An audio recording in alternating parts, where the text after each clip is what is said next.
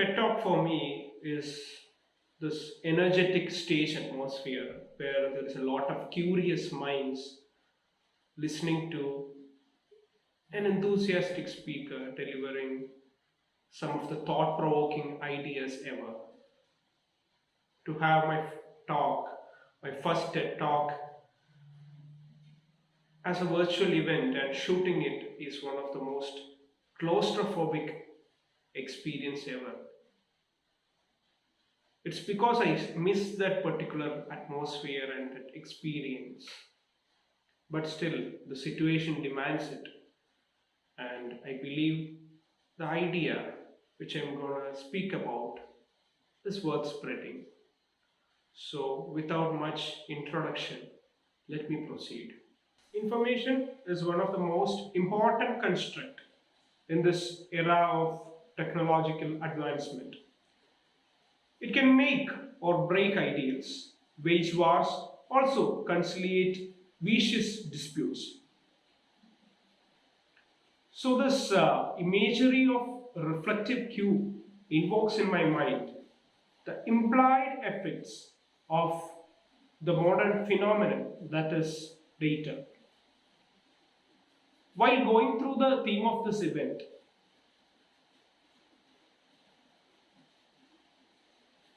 an idea struck me, like what makes a venture so great or what makes a venture so successful. Is it only the financial output the company receives or the status it has in the stock market?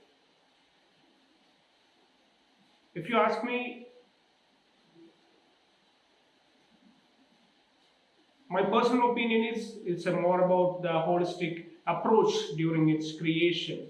That means there should be some wonderful thoughts which is beyond profits during its creation, and also followed by an excellent decision making.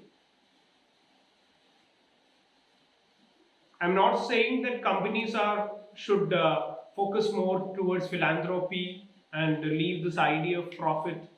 I'm not interested in such utopia. But what I meant is that companies should have an intention to satisfy the needs of every stratum of the society to an extent. It should have concern about the present generation and also the future to follow. In a way, it should also allow us to carry the thought the creator had, rectify our mistakes based on it, and also form novel paths in the future. This thought or the questions surrounding this thought which popped up in different times was giving my mind a hard time. So I started researching through the depth of minds of some of the well celebrated technocrats. Steve Jobs, for example, during one of his product launches, I was fascinated to see how he emphasized on a product design based on customer experience rather than purely based on technology. A customer centric or a consumer centric product design in general has got a lot of benefits, multiple benefits. Like it's mostly based on the tech for necessity approach rather than simply running behind the so-called cool tech. Also, it allows the companies to have an existence in harmony with the society rather than having an evil image for simply exploiting it for profits.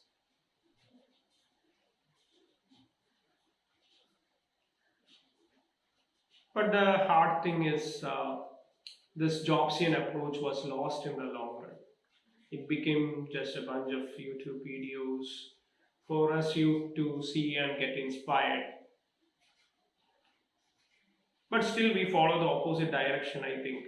That is, nowadays we buy products for their aesthetic appeal the cool tech, like I told, the cool tech uh, brand with which it's branded, and even for pride, some brands are even for pride, rather than its actual functionality. For my idea or for my thought, like where it was taking me is that I was thinking whether this particular approach is good for our country or the society of our country in the long run, because we are a developing country which has its own limitations. So this profoundly malignant ignorance with which the companies are bringing us up, whether it's good, that was my thought. Now, the Jobsian approach definitely gave me a perspective, but it was incomplete. That means I needed something more to amalgamate and form a more clear picture. That means I was more concerned now about how it could be implemented or perfected in a developing country like mine. The solution came from the country itself. That means we have this wonderful ancient texts like Susruta Samhita on surgery, and books like Arthashastra on economic policy, running a state, etc. So it was also a wonderful thought which gave me the remaining part of a perfect solution to the problem. It was from the minds of the great Mahatma Gandhi. And the Gandhian thought, through this point called thought, I am not intending something that is primitive, preached by the cultists nowadays, but something that is evolving with the periodical agents of change like culture, tradition, etc., and always has got its relevance and chances of implementation in a pragmatic society.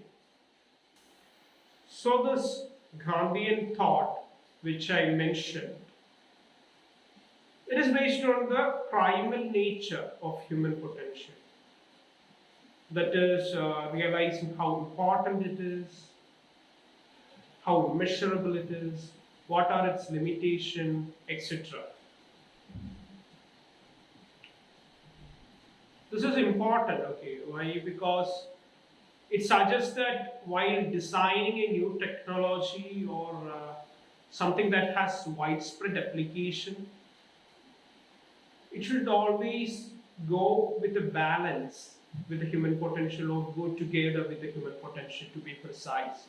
That means technology should not dominate human potential or completely ignore the existence of it. In such cases, what happens is that rather than satisfying the needs of a huge population, it will be confining to a few privileged ones, which can create a lot of uncertainty and disastrous outcome. So this was a major point. Like, in one sense, once we see this thought, it is pretty idealized. That means we see that how this is practical, how we can do this, stuff like that. But what I personally feel is, during the time of industrial revolution, India was able to create an impact by means of Khadi movements. So it's more about the collective initiative, and this idea is not an ideal one actually. It can be executed with a collective initiative. That's all. So, in order to prove my point, that is, the amalgamation of Jobsian approach and the Gandhian thought is quite pragmatic, let me consider one of the fast growing industry, that is VR, virtual reality. I firmly believe that this industry and its virtues were not promoted as much as that of its well celebrated kin, that is, artificial intelligence. This is mainly because we all, the general public, saw this industry as, or the information was put into us in such a way that it was seen mostly as an entertainment based industry. But when the pandemic broke out, virtual gatherings, virtual meetings, virtual trainings became more significant. So the importance of this industry and its extended applications improved.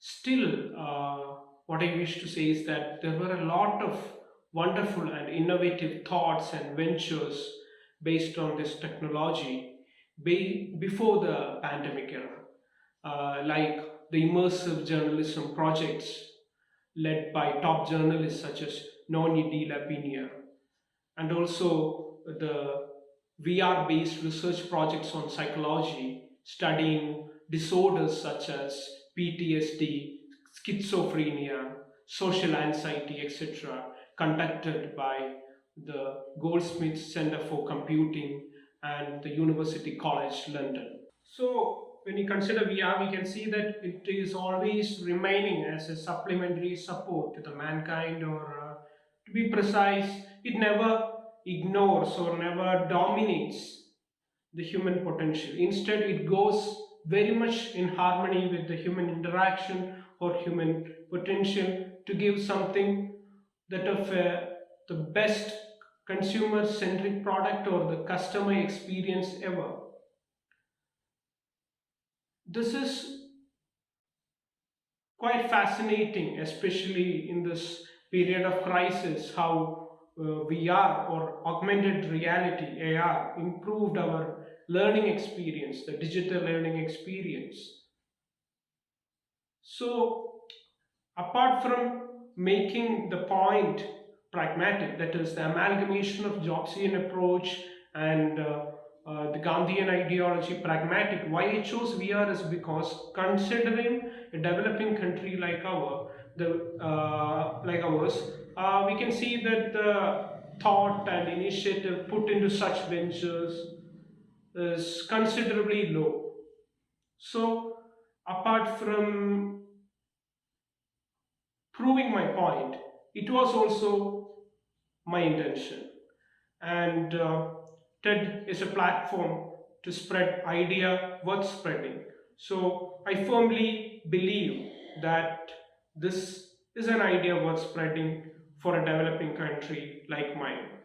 To conclude, while giving this talk, my intention was to give the audience a heuristic learning experience rather than spoon fed, devoid of jargons, such that it provides them a diversion from the flashy tech to greater thoughts. After all, it's greater thoughts that's gonna save us from upcoming crisis or provide us a better future. This is an era where we are focusing more about sustainability development, resource management, collective good, etc. We can see businessmen discussing and debating about climate change, pollution, etc. these days. So things are beyond profit now. So, one more fascinating thing which I found during this preparation is that uh, our roots are not only just the point of beginning, but also the point of articulation, the point which we must revisit quite often to find solution to all our problems. Just like how Gandhian ideology solved mine, let the roots find solution to all of your problems as well. So, with that, let me finish this topic with an expression of hope, an expression of hope for a better tomorrow, for more far-sighted visions that is going to change the future of humanity. Thank you. Thank you for listening.